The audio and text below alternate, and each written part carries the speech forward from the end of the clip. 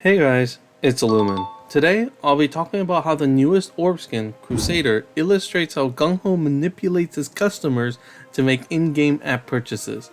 Normally, I usually do a review of most of the cards, but I decided to deviate from my normal reviews because I felt that an in-depth analysis of a certain card would be much more valuable. Maybe I'll do a follow-up review of the other cards in the future, but for now, let's dive into the main course. First, let's take a look at Crusader. She is a transform card that provides a hefty shield for 2 turns upon transforming, which can be used for stalling up other transform actives. It's notable that Crusader can be much more flexible with assists as she innately brings bind and skill bind resistances, as well as a couple skill boosts that are normally not present on most transform cards before transforming, and thus are usually supplemented via equips.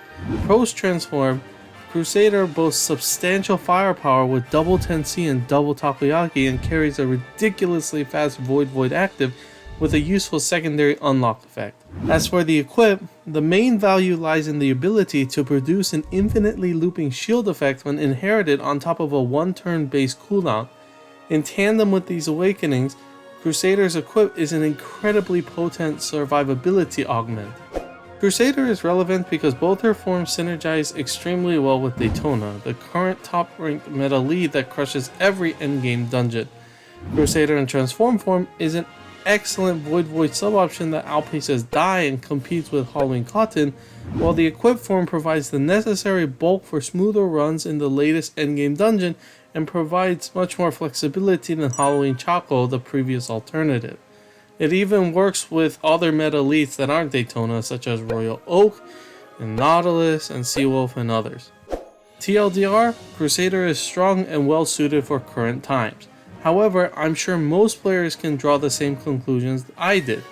What I really wanted to dig into was the broader topic of how GungHo manipulates players into buying orb skins to maximize profit. Please note that these are only my thoughts, which means you may disagree with me completely. One of the core premises of the game is that players should roll egg machines to possibly obtain better units that enable access to more difficult content.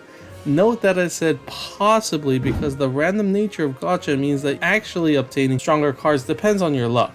Of course, to get past this, GungHo offers in-app purchases for stones that allow for more rolls and thus more chances of grabbing the desired card or cards.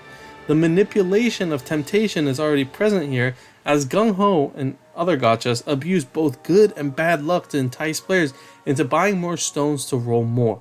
For example, if a player is unlucky, the frustration that stems from bad luck generally leads to unwise decisions. Armed with an innate understanding of the law of large numbers, but not of sunk cost fallacy, the player is encouraged to roll more to even out his or her own personal rates.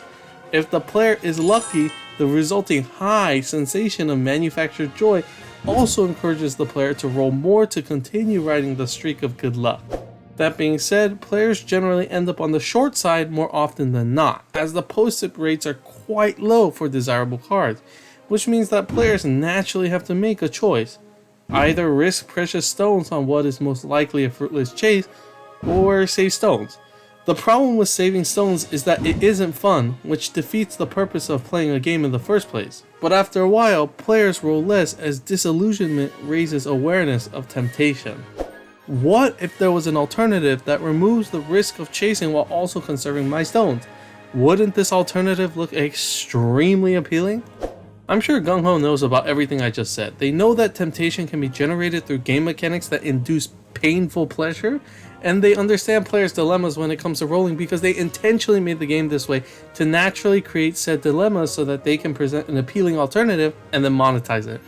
And of course, the appealing alternative that I'm talking about is the Top Rarity Orb Skin Bundle, introduced last year through Sakura Mato from Fate. It's brilliant on multiple levels.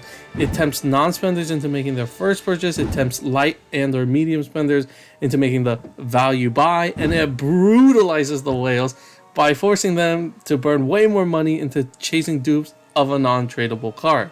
The multi-level appeal of the Top Rarity Orb Skin bundles manipulates a wide swath of consumers into thinking that buying the bundle is the obvious choice, when in reality the bundle only adds a new option into the rolling decision.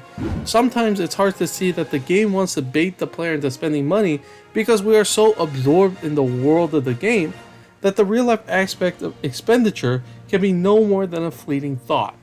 Crusader, with her innately powerful kit and current relevance, is just the latest piece of bait. And while I'm not saying that it's a bad thing to buy bundles, I just want to point out the underlying hook that might not be visible at first glance. Anyways, thanks for listening to my analysis, and as always, good luck and have fun.